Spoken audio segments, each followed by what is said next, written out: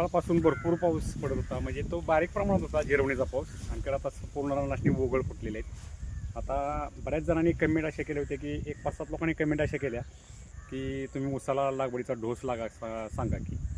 आता ऊसाचा ढोस सांगणं म्हणजे तसं फार चुकीचं आहे, कारण तुमची जमीन ही मला माहीत नाही. तुमच्या जमिनीत NPK किती आहे ते माहीत नाही, सामू कसा आहे माहीत नाही, EC माहीत नाही, कार्बन किती आहे माहीत नाही, सेंद्रिय कर्ब किती आहे माहीत नाही. या बऱ्याचशाच गोष्टी माहीत नाही. अंदाजपंचे लागवड सांगणं हा फार एक चुकीचा पद्धत ठरू शकते असं माझं मत आहे.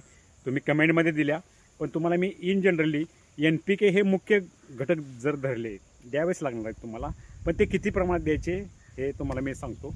दुसरी गोष्ट, दुय्यम सूक्ष्मान्नद्रव्ये आणि अतिसूक्ष्मान्नद्रव्ये हे 3 भाग पडतात रासायनिक खतांचे लागवडीचे. आता याच्यापूर्वी मी फॉस्फरिक ॲसिडचा वापर कसून संयुक्तिक कसं खतांचं चिलेशन फॉर्ममध्ये कसं करायचं याच्यापूर्वी एक व्हिडिओ सोडला आहे.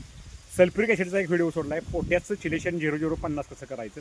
त्याच्यानंतर दुय्यम सूक्ष्मान्नद्रव्ये आहेत त्याचं पण चिलेशन फॉर्ममध्ये कल्चर वापरून तयार कसं करायचं त्याचा पण व्हिडिओ सोडलेला आहे. हे व्हिडिओ तुम्ही माझ्या मागचे बघा, त्या पद्धतीने तुम्ही ते डोस व्हा. आणि किलोमध्ये लागवड जर सोडून जास्तीत जास्त उत्पन्न घेता येत असेल आपल्याला ऊसाला, जर 50 किलोचं दुकानदारानं पोता नाहीचं, 1 पोट्याचा पोतं सांगलं तर 2 टाकतायचा, DAPची 2 सांगली तर 3 टाकतायचा, अमोनिया 1 टाकायचं सांगलं तर ते 4 टाकतायचा, म्हणजे बेसुमार अति प्रमाणात लागवड तुम्ही वापरली जात आहे. आणि सुद्धा भरपूर प्रमाणात पाहताय तुम्ही पाण्यानं. त्याला पाण्याचं पण जजमेंट देता आलं पाहिजे तुम्हाला, म्हणजे कमीत कमी पाण्यामध्ये कशी जास्त ठिबक सिंचन आवश्यक आहे. आता सगळ्यांनाच करा असं म्हणणार नाही, पण ते ठिबक सिंचननं कसं माफक पाणी देता येईल, चिलेशन फॉर्ममध्ये लागवडीनं किलोनं लागवडी सोडता येईल आपल्याला. किंवा एक प्रकारचा मी म्हणतो, आपला जर ऊस सलाईनवर ठेवला, जर आठवड्याला जर लागवड सोडली तुम्ही किलोमध्ये सोडा, 2 किलो 3 किलो 4 किलो, हे सर्व तुम्ही मागचे माझे व्हिडिओ बघायला पाहिजे, त्याशिवाय तुम्हाला कळणार नाही. आणि चिलेशन फॉर्ममध्ये जे लागवडी तयार करायचे आहेत त्याचे मी सगळे व्हिडिओ टाकलेले त्याच्यापूर्वी, ते तुम्ही बघा आणि मग सांगा.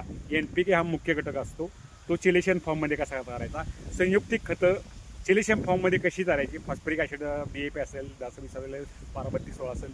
आता हा विषय मला पुरतच नाही, म्हणजे बोलायचं म्हटलं तर भरपूर आहे, व्हिडिओच्या टायमिंग संपलेला आहे.